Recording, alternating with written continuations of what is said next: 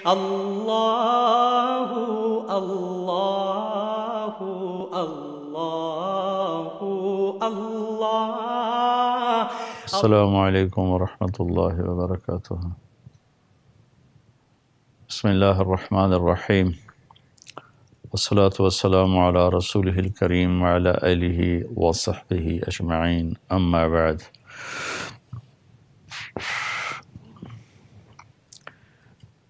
اہل بیت کا ذکر، ان کی قربانیاں، امام حسین علیہ السلام کا ذکر، قربانیاں صرف محرم کے ساتھ جوڑنا یہ اہل بیت پر بھی زیادتی ہے، اور امام علی مقام امام حسین پر بھی زیادتی ہے۔ یہ ہر پل یاد کرنے کی داستان ہے، ہر لمحے نہ بھولنے والا قصہ ہے، لیکن دکھ درد سے کہتا ہوں کہ یہ امت روایات میں کھو گئی، کہ ہم نے دین کو رسم و رواج بنا دیا، روایات بنا دیا۔ محرم آتا ہے، 10 دن کے لیے سب اشکبار ہوتے ہیں، اور ہر ایک کے سوگ منانے کے اپنے اپنے انداز ہیں۔ 10 دن کے بعد یوں ہوتا ہے جیسے کوئی حسین تھا ہی نہیں، کوئی مظلومین کا قافلہ تھا ہی نہیں۔ ظالم ظالم ہے، جھوٹا جھوٹا ہے، زانی زانی ہے، شرابی شرابی ہے، چور چور ہے، ڈاکو ڈاکو ہے، رشوت دینے والا اسی ڈگر پہ چل رہا ہے، کوئی تبدیلی نہیں۔ جنت اگر اتنی سستی ہوتی کہ صرف رونے سے مل جاتی تو اہل بیت کو ذبح ہونے کی کیا ضرورت تھی۔ ایسے ہی ربیع الاول آتا ہے تو 12 دن کے لیے جشن منانے کے پوری دنیا میں پھروں، ہر جگہ میلاد کو منایا جاتا ہے، اپنے اپنے انداز ہیں سارے ملکوں کے، ہر جگہ۔ لیکن کیا میرا نبی صرف 12 دن یاد کرنے کے لیے ہیں؟ کیا آپ کی سیرت، آپ کی ذات، آپ کی ہستی؟ اہل بیت تو میرے نبی کے طفیل ہیں، میرے نبی نہ ہوتے تو اہل بیت بھی نہ ہوتے، نہ حسین ہوتے، نہ حسن ہوتے، نہ علی ہوتے۔ یہ جو کچھ ہے یہ تو محمد مصطفیٰ صلی اللہ علیہ وسلم کے طفیل ہیں۔ اور اتنی بڑی ہستی جن پر اللہ خود درود پڑھتا ہو، ان اللہ و ملائکتہ یصلون علی النبی،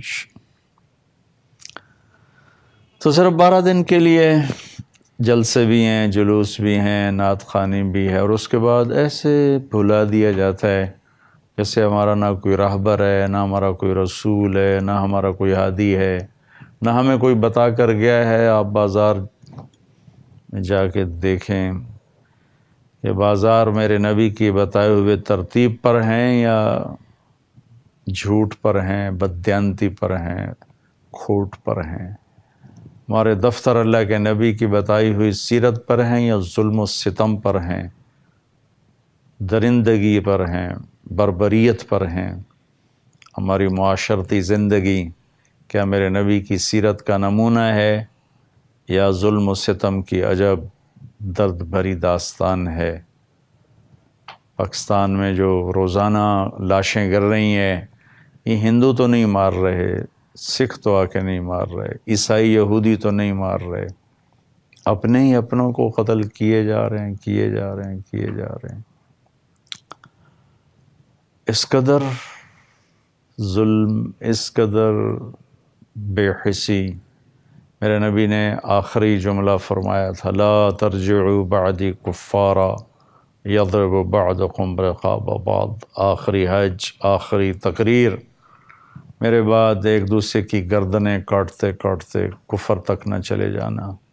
لا تسودوا وجہی یوم القیامہ، قیامت کے دن مجھے میرے اللہ کے سامنے شرمندہ نہ کرنا۔ کراچی سے پشاور تک کیا ہو رہا ہے؟ رونے کے سوا میں کیا کر سکتا ہوں؟ یہ میری آواز کہاں تک پہنچے گی؟ کون سنے گا؟ اور اس کی کیا ضمانت ہے کہ سننے کے بعد کوئی کان بھی دھرے گا، کوئی زندگی بدلنے کا ارادہ بھی کرے گا؟ ایک دکھ بھری فریاد ضرور ہے، ایک درد بھرا نوحہ ہے، جہاں تک پہنچ جائے جو سن لے، آگے دلوں تک پہنچانے والا تو میرا اللہ ہی ہے۔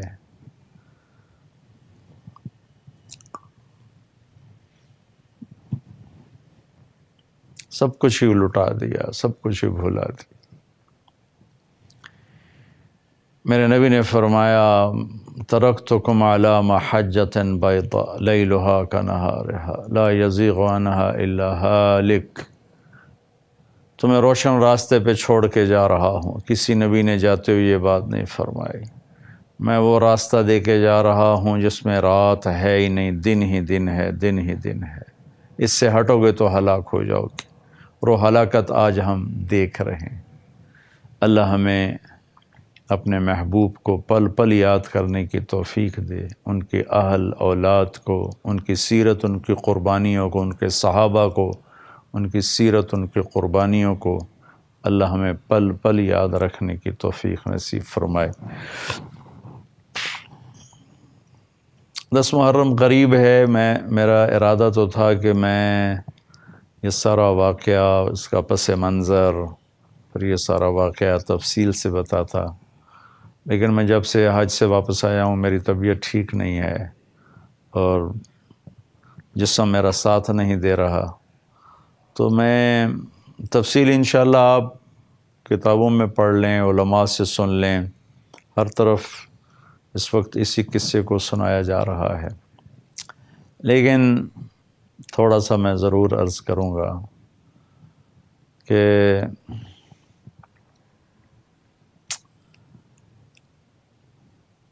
جمعہ کی رات، جمعرات کو جنگ چھیڑنے کا ارادہ کر لیا تھا کوفے والوں نے، جمعرات کو 9 تاریخ کو، تو حضرت حسین رضی اللہ تعالیٰ عنہ نے پیغام بھیجا کہ ہمیں ایک رات سوچنے کی مہلت دو۔ تو وہ سارے کوفے والے بڑے خوش ہو گئے کہ شاید یہ ہماری بات ماننے لگے ہیں، تو انہوں نے بڑی خوشی سے مہلت دے دی۔ تو پھر آپ نے اپنے ساتھیوں کو جمع کر کے فرمایا کہ میں نے مہلت اس لیے مانگی ہے کہ آج جمعہ کی رات ہے اور اللہ تعالیٰ سے ملاقات قریب ہے، تو ہم سب خوب اللہ سے مانگ لیں اور اللہ کے سامنے اپنے گناہوں کی معافی مانگ لیں، آنسو بہا لیں، اور باقی جو مجھے چھوڑ کے جو جانا چاہتے ہیں میں ان کو اجازت بھی دیتا ہوں، چونکہ انہیں صرف میں مطلوب ہوں، لہٰذا مجھے چھوڑ کر آپ میں جو جانا چاہتا ہے میری طرف سے اسے پوری طرح اجازت ہے۔ کسی نے بھی ساتھ نہیں چھوڑا ہے۔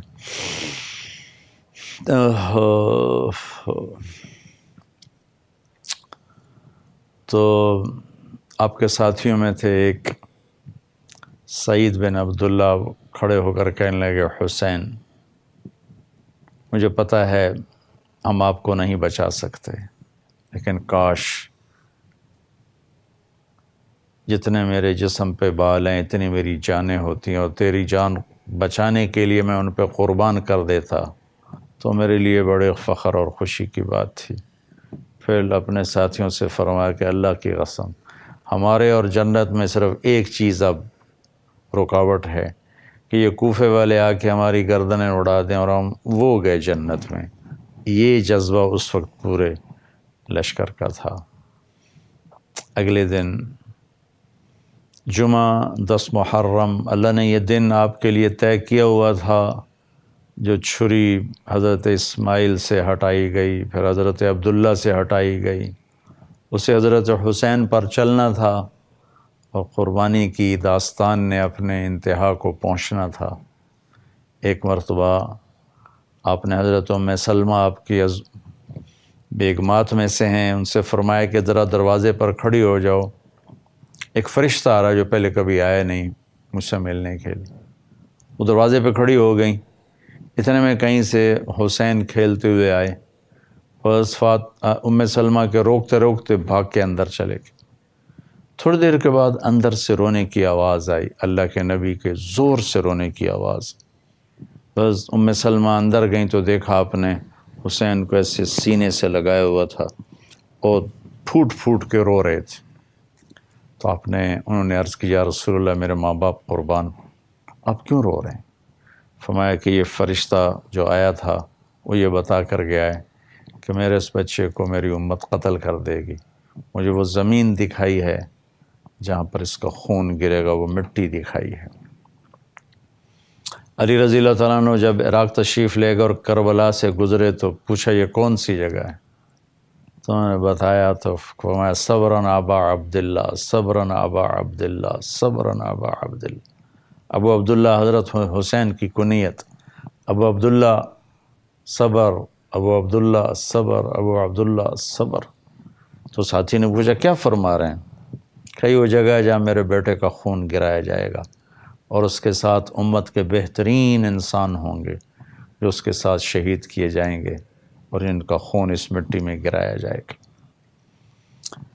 تو آپ نے حجت پوری کرنے کے لیے دوبارہ ان سے ارشاد فرمایا کہ دیکھو میرا مقصد تم سے لڑنا نہیں ہے، اور میں اس کائنات میں اس وقت مجھ سے افضل کوئی انسان نہیں کہ میں تمہارے نبی کا نواسا ہوں. اگر تمہاری تلواریں مجھ پر چل گئیں تو ہمیشہ کے لیے تمہارے لیے لعنت لکھ دی جائے گی، ہلاکت لکھ دی جائے گی. میرے قتل سے باز رہو. ان کے بدبختی چھائی ہوئی تھی، دلوں پہ مہریں لگی ہوئی تھی، لیکن ایک شاہ سوار کا نصیب جاگا، حر بن یزید رحمۃ اللہ علیہ. انہوں نے اپنے گھوڑے کو ایڑ لگائی اور بھاگ کے آ کے اس خوشبخت قافلے میں شریک ہو گئے. اس میں 32 گھوڑ سوار تھے اور 40 پیدل تھے. تو آپ نے اپنے لشکر کو، اس سے پہلے تھوڑی اونگ آئی، جب خیموں میں ہی تھے تو آنکھ کھلی تو ہنسنے لگے. تو زینب بہن نے پوچھا کہ بھائی یہ ہنسنے کا کون سا مقام ہے؟ تو فرمایا اللہ کے نبی خواب میں ملے تھے، فرما رہے تھے کہ بیٹا میں تمہیں لینے کے لیے آ چکا ہوں. تو خوشی کا مقام ہے. تو آپ نے اپنے لشکر کو ترتیب دیا. سیدھے ہاتھ میں آپ نے زہیر بن قین رضی اللہ تعالیٰ عنہ کو جھنڈا پکڑایا اور الٹے ہاتھ پہ حبیب بن مظاہر، درمیان میں اپنے بھائی عباس کو، جو عباس مشہور ہیں جھنڈا بردار. وہ آپ کے بھائی ہیں علی کی دوسری بیگمات میں سے، اور خود آپ سینٹر میں تھے. پھر اس کے بعد آپ نے ہاتھ اٹھائے اور اللہ کی بارگاہ میں دعا کی. اور پھر تاریخ نے، زمین نے، آسمان نے، سورج نے، ہواؤں نے، فضاؤں نے، پتھروں نے، پہاڑوں نے، کربلا کی مٹی نے، ریت کے ذروں نے، اس کائنات نے وہ منظر دیکھا شاید نہ پہلے کبھی دیکھا گیا نہ بعد میں دیکھا جائے گا. اور انسانیت ان 72 نفوس پر جتنا فخر کرے اتنا کم ہے، اور ان سامنے والوں پر جتنی لعنت برسائے اتنی کم ہے. عشق و محبت کے دعوے دنیا کرتی چلی آئی. کسی نے اس دعوے کو پال کے دکھایا، اور کوئی ان کو دیکھنا چاہتا ہے تو کربلا کی تاریخ پڑھ لے. من المؤمنین رجال صدقوا ما عاهدوا الله علیہ فمنهم من قضى نحبہ ومنهم من ينتظر وما بدلوا تبدیلا. یہ آیت ایسے ہی لوگوں کے بارے میں اتری تھی کہ میرے کچھ بندے ایسے ہیں ایمان والے جنہوں نے میرے ساتھ کیے وعدے سچ کر دکھائے اور اپنے اللہ پر قربان ہو کے چلے گئے.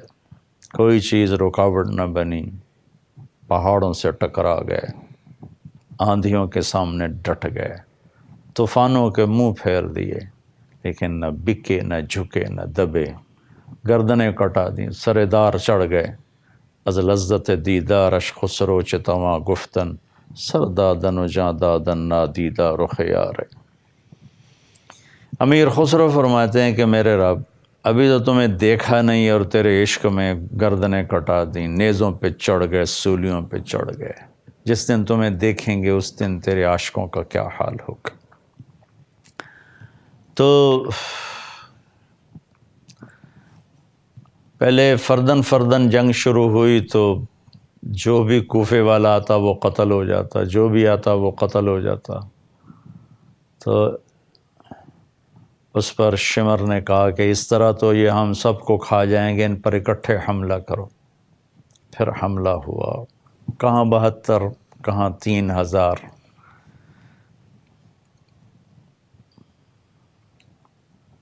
تو تھوڑی دیر میں سارے انہوں نے پہلے گھوڑ سواروں کو نشانہ بنایا اور تیر مار مار مار کے سب کے گھوڑوں کو ختم کر دیا، تو سارے پیدل ہو گئے۔ اور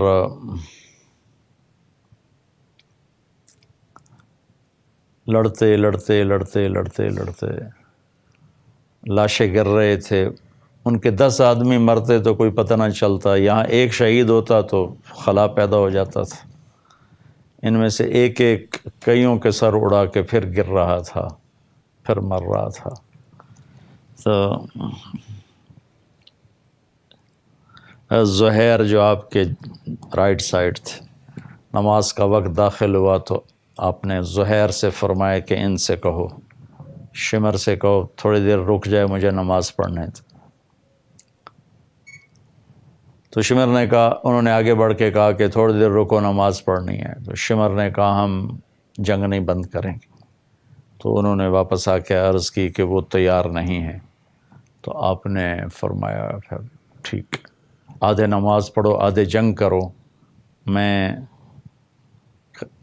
ہر جگہ جب یہ واقعہ بیان کرتا ہوں یہ کہتا ہوں، اگر اس وقت یہ قافلہ نماز نہ بھی پڑھتا تو ان کی آخرت پہ کوئی حرف نہیں آنا تھا۔ ان کے استقبال کے لیے اللہ کے نبی تشریف لا چکے ہیں، جنت کے دروازے کھل چکے ہیں۔ لیکن اگر یہ نماز چھوڑتے تو امت کو پیغام ادھورا جاتا کہ ایسی مشکل میں شاید نماز معاف ہو جاتی ہے، چھوڑی جا سکتی ہے۔ لیکن یہ پیغام سنایا کہ اس حال میں بھی اللہ کو سجدہ کیا جاتا ہے۔ زیر خنجر بھی یہ پیغام سنایا ہم نے، یہ بات بتانا تھا کہ یہ وہ فرض ہے جو کسی حال میں معاف نہیں۔ میں بڑے درد سے کہتا ہوں، میرے پاکستان کے 18-19 کروڑ عوام میں صرف 10% نمازی رہ گئے ہیں، 90% نماز نہیں پڑھتے۔ جن کو جنت کی سرداری ملی اور اتنی بڑی شہادت ملی، انہوں نے نماز نہیں چھوڑی۔ ہم کس دعوے پہ نماز چھوڑتے ہیں؟ کس دعوے پر ہم اس سے غفلت کرتے ہیں؟ بھائی بہنوں، میری آواز سن رہے ہو تو اللہ کے واسطے سجدوں میں سر رکھنا سیکھ لو، اس کے بغیر کوئی راستہ کوئی نہیں۔ ذرا سی بھی گنجائش ہوتی تو یہ قافلہ آج نماز نہ پڑھتا، جان دے کے آگے جنت میں جاتا، لیکن آدھے الگ ہو گئے، انہوں نے نماز شروع کی، آدھے جنگ کرتے رہے۔ اور میرے خیال میں اس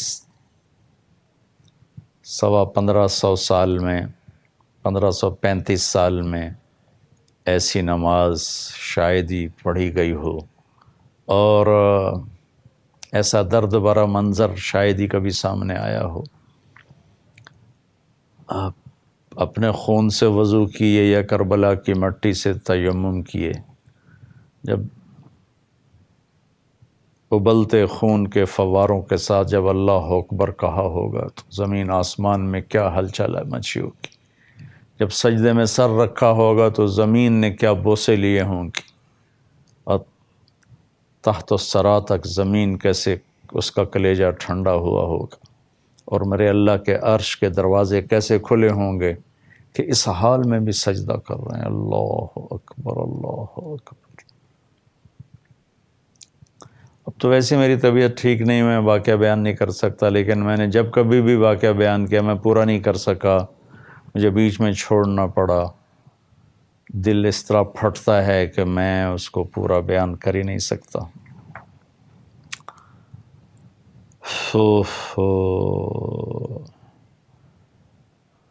نماز کے بعد زہیر شہید ہو گئے، گر رہے تھے تو انہوں نے حضرت امام علی مقام علیہ السلام کے کندھے پہ ہاتھ مار کے فرمایا اقبل ہدیت ہادیا مہدیا الیوم تلقى جدک النبی حسنا والمرتضی علیا، آگے بڑھ حسین، تیرے نانا تیرے استقبال میں ہیں، تیرے بھائی حسن، تیرے والد مرتضی علی تیرے انتظار میں ہیں، پھولوں کے ہار لیے کھڑے ہیں جنت کے حوریں، آگے بڑھ جنت تیری منتظر ہے، یہ کہتے ہوئے جان دے دی۔ اس طرح ساتھی کٹتے گئے کٹتے گئے کٹتے گئے کٹتے گئے۔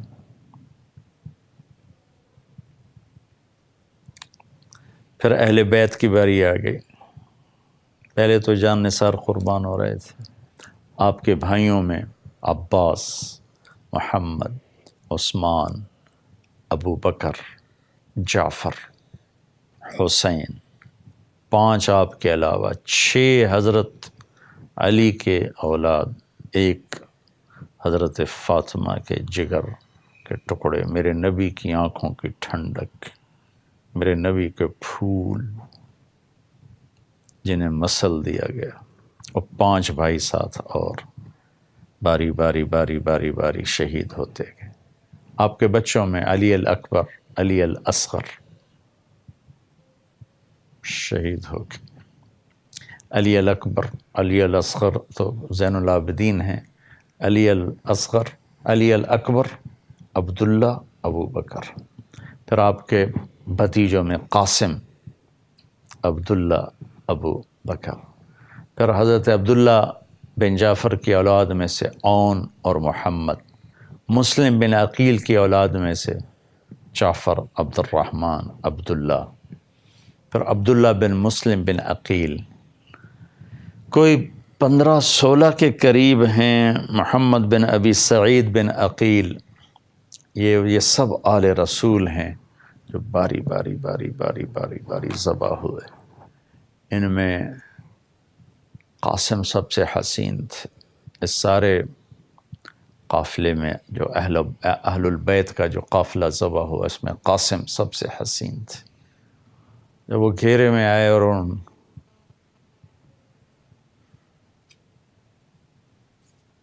پر تلواریں پڑیں تو انہیں پکارا یا عمّا، آئے چچا۔ تو حسین اس وقت خود بے بس ہو چکے تھے، لیکن زخمی شیر کی طرح اٹھے اور چیرتے ہوئے مجمع کو پہنچے تو قاسم اپنے باپ نانا سے مل چکے تھے، تو ان کے سرانے کھڑے ہو کر کہا بیٹا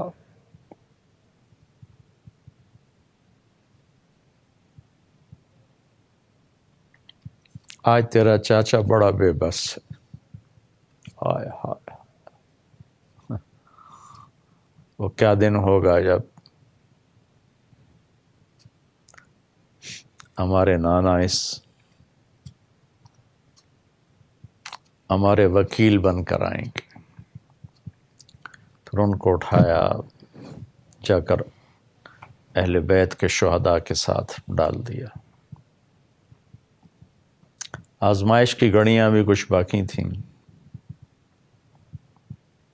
چھوٹے سے بچے تھے عبداللہ 2 سال کے، حسین کے آخری۔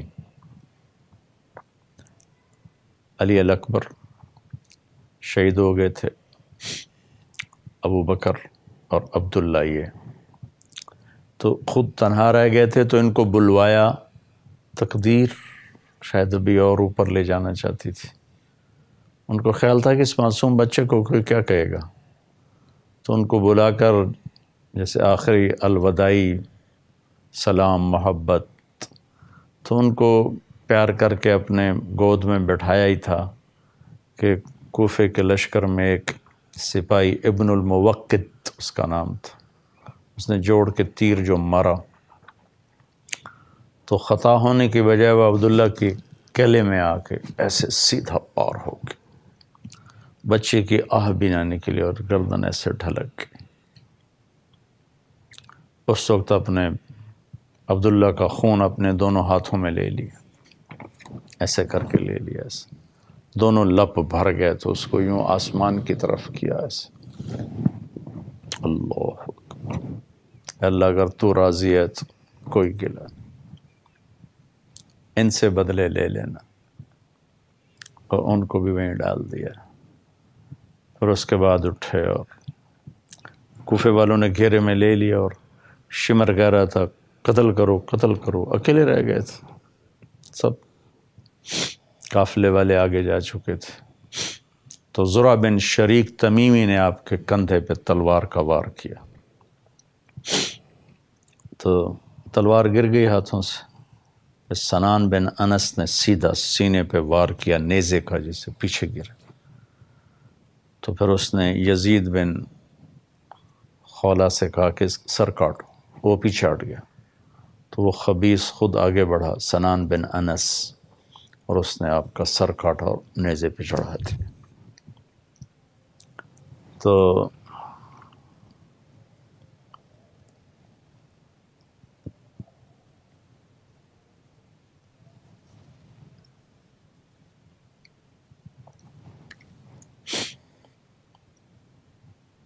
عجب واقعہ ہے کہ نبی کے نواسے کو یوں ذبح کر دیا گیا۔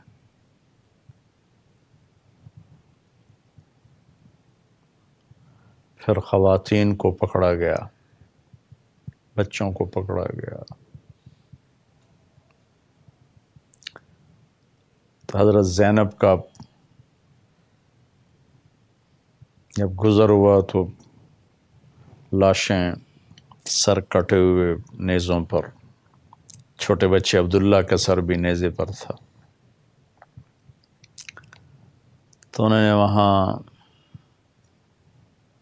چند بول بولے، واہ محمد واہ محمد، زمین کانپ اٹھی،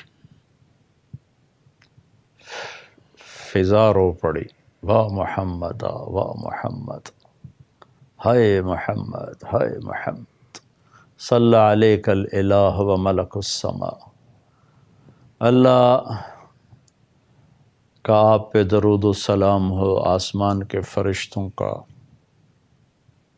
آپ پہ درود و سلام ہو۔ هذا حسین بالعراء مزمل الدماء مقطع الاعضاء، واہ محمد واہ محمد، بناتک صبایا وذریتک مقتلہ تصفی علیہا الصبا۔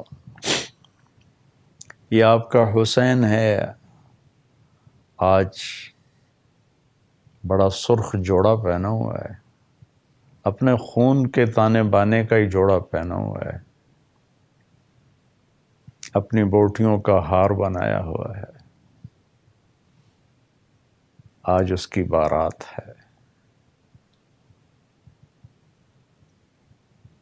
آج آپ کی بیٹیاں قید ہیں، آپ کی نسل ذبح ہے۔ کسی نے کفن نہیں دیا تو ہواؤں نے آگے بڑھ کر مٹی ڈال کے ان پر کفن ڈال دیا ہے۔ تھوڑی دیر پہلے جو ان کی تلواروں سے حسین کا خون ٹپک رہا تھا، کوئی ایک آنکھ نہیں تھی جو نہ روئی ہو اس وقت، ایک آنکھ ایسی نہیں تھی جو نہ روئی ہو۔ پھر یہ سارا قافلہ پیش کیا گیا، ابن زیاد کے ہاتھ میں چھڑی تھی، اس نے اس سے ماری ایسے ہونٹوں پہ، ایسے کہنے لگا میں نے ایسا حسن آج تک نہیں دیکھا، مرنے کے بعد بھی ایسا حسن ہو۔ بس انس رضی اللہ تعالیٰ عنہ کھڑے ہو کر فرمانے لگے، ظالم یہ چھڑی یہاں سے ہٹا، میں نے ان ہونٹوں پہ نبی کے ہونٹوں کو لگتے دیکھا ہوا ہے۔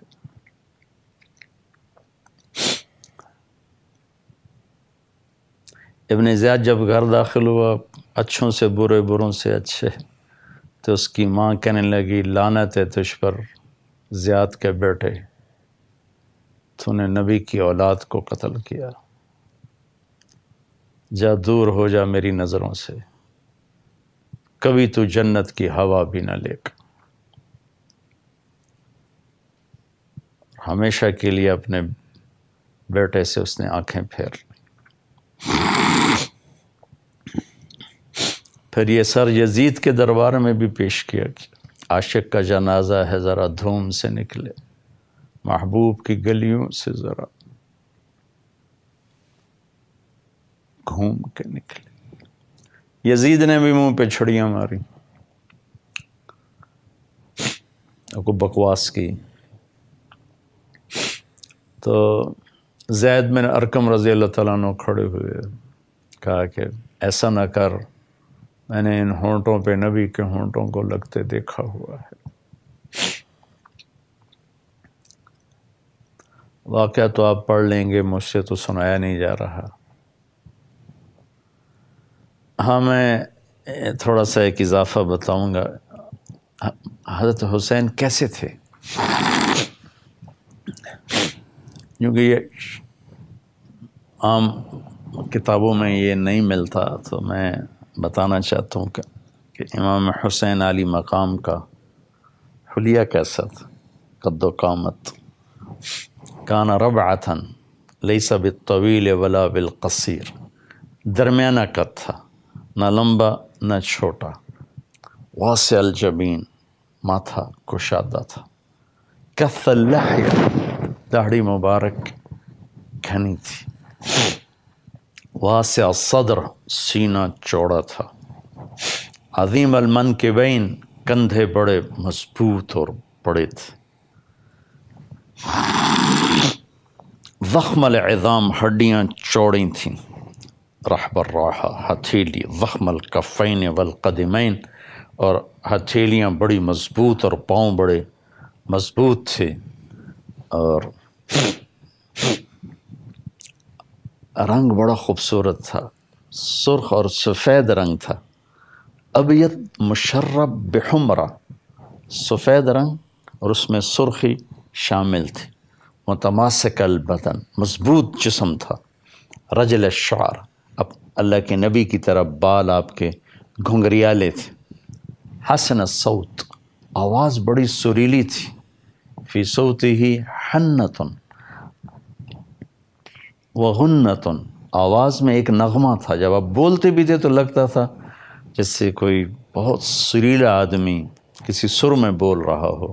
اللہ نے آپ کو آواز بہت خوبصورت عطا فرمائی تھی، اور اب داڑھی کو خضاب لگاتے تھے، مہندی اور اس میں وسمہ ڈالتے تھے جو اس کو تھوڑا کالا کر دیتا تھا۔ یہ میرے اور آپ کے امت کے رہبر امام حسین علی مقام کا حلیہ مبارک تھا۔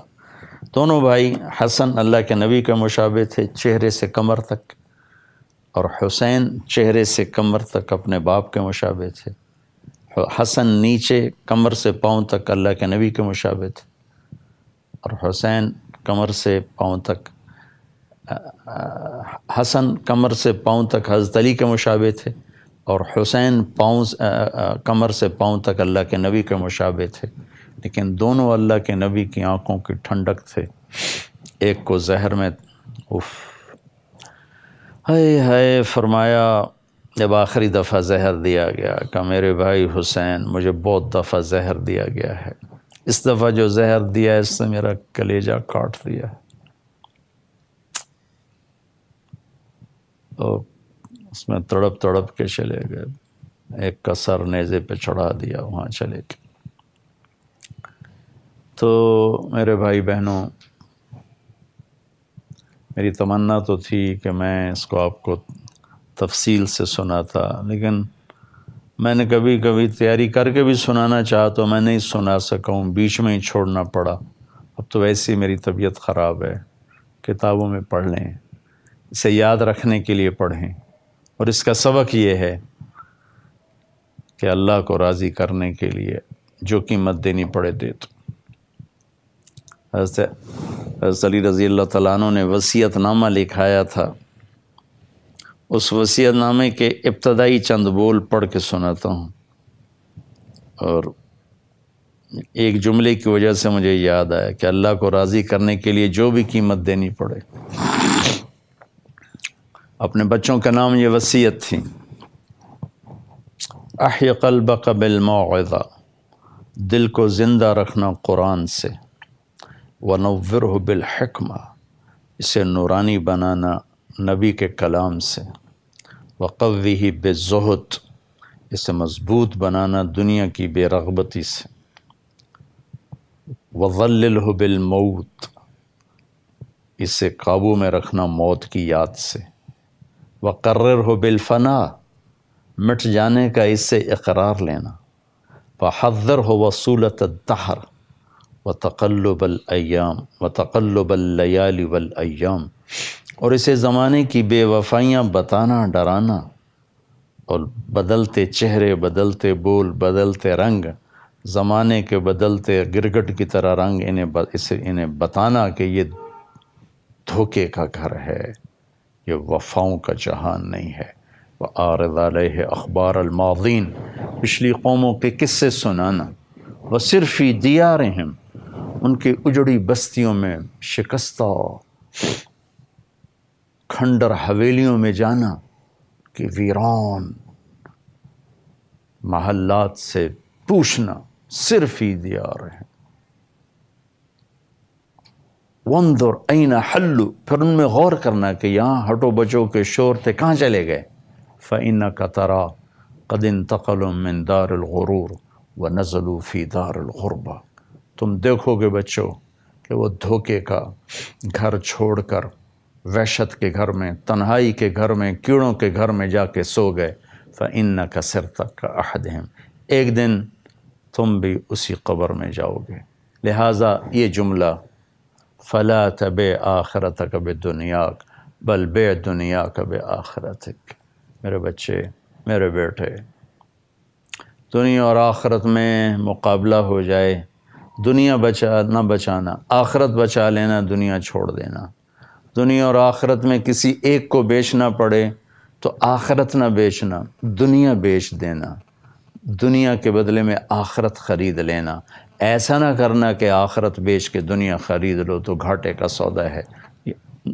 وصیت آگے بھی چلتی ہے، ابتدا بڑی خوبصورت ہے اس کے جملے، اور نبیوں کے بعد سب سے فصیح انسان ہے حضرت علی، تو ان کے یہ چند جملے میں نے آپ کو عرض کیے ہیں. اس میں یہ ایک جملہ ہے کہ آخرت بچاتے ہوئے دنیا بیچنی پڑے بیچ دینا. یہی کچھ انہوں نے کر کے دکھایا کہ اپنی آخرت کو بچاتے ہوئے اپنی دنیا کو بیچ دیا، جان کے سودے کر دی، اولاد کے سودے کر دی. بچوں کے لاشیں گرتے دیکھنا آسان کام ہے، بچہ بیمار ہو تو نہیں دیکھا جاتا، چی جائے کہ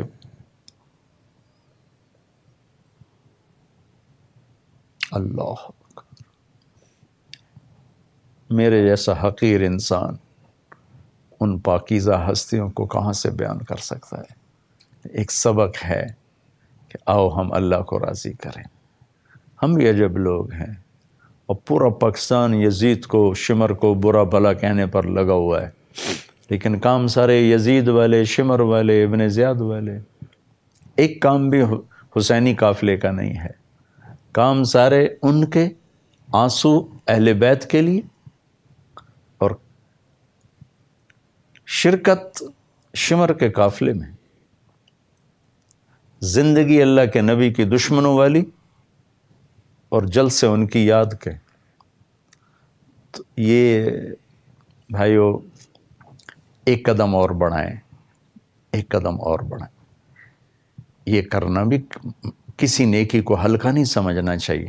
اگر کوئی اللہ کے نبی کی یاد میں بیٹھ کے کوئی محفل کر رہا ہے تو ان کو اجر مل رہا ہے اللہ کے فضل سے. کوئی اہل بیت کے غم میں بیٹھ کے کوئی آنسو بہا رہا ہے، انہیں اجر مل رہا ہے. لیکن کیا اتنا ہی کافی ہے؟ اس سے تھوڑا سا اور آگے چلیں کہ ہم اپنی زندگی بدلیں.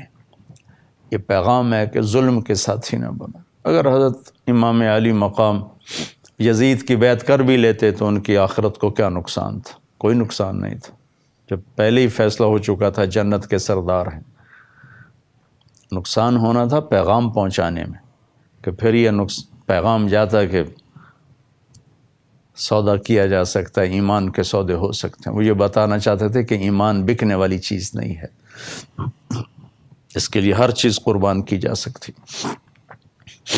تو آؤ بھائی بہنوں، نیا سال شروع ہو رہا ہے، انقلاب لائیں۔ وہ نہیں جو سیاسی لوگ کہہ رہے ہیں، انقلاب لائیں دلوں کو بدلنے والا۔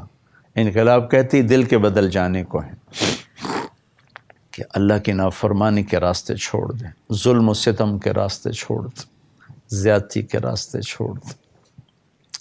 میرا دیس ظلم سے بھرا پڑا ہے، ظالم نہ بنو، ظالم نہ بنو، ظالم نہ بنو۔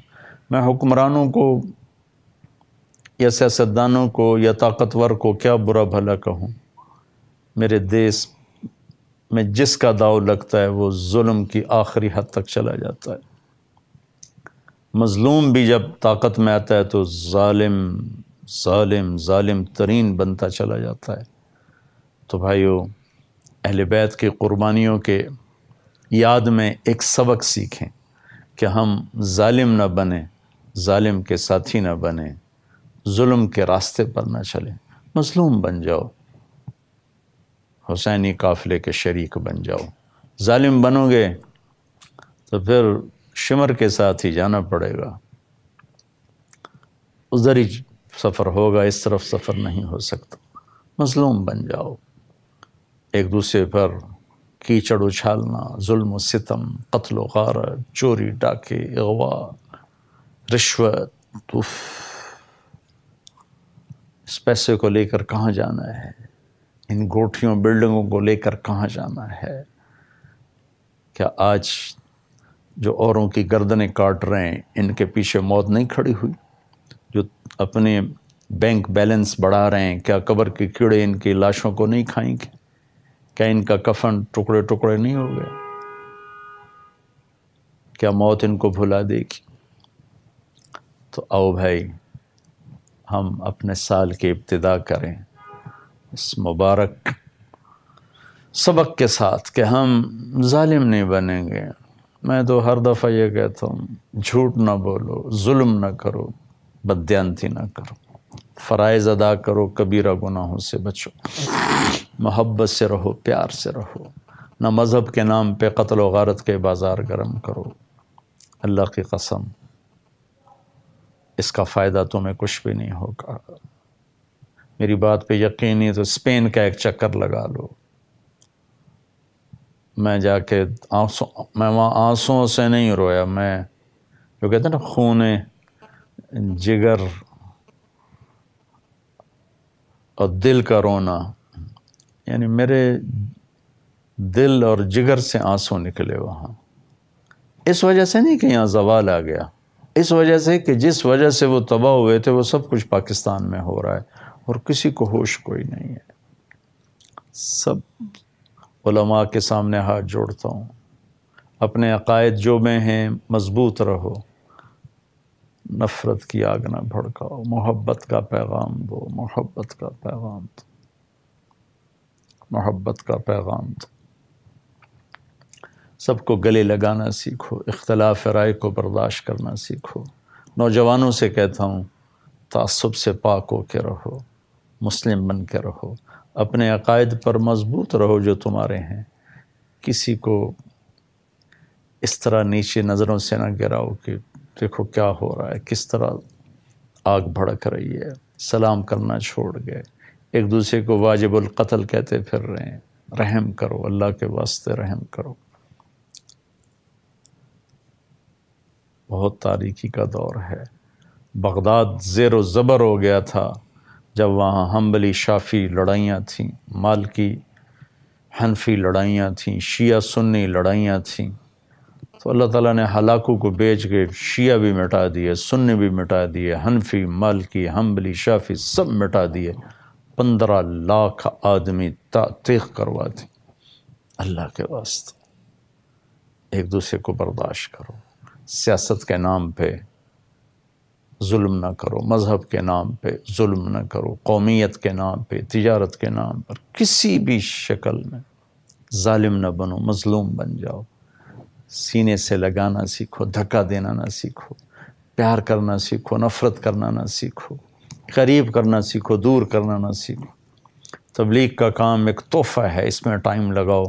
تبلیغ نے سینے سے لگا کے لوگوں کو کہاں سے کہاں کے راستے دکھائے کہ آج سٹیج پہ ناچنے والے راتوں کو مسلوں پر رونے والے بن گئے، جسم کو بیچنے والیاں راتوں کو اللہ کے سامنے رونے والیاں بن گئیں، ناچنے والیوں کے بچے حافظ قرآن بن گئے، ناچنے والے گانے والے ان کی اولادیں عالم بن گئیں۔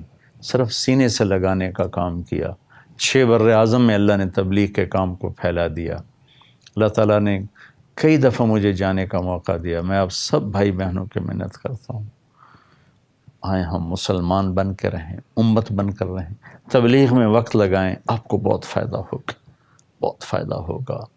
امت پنے کی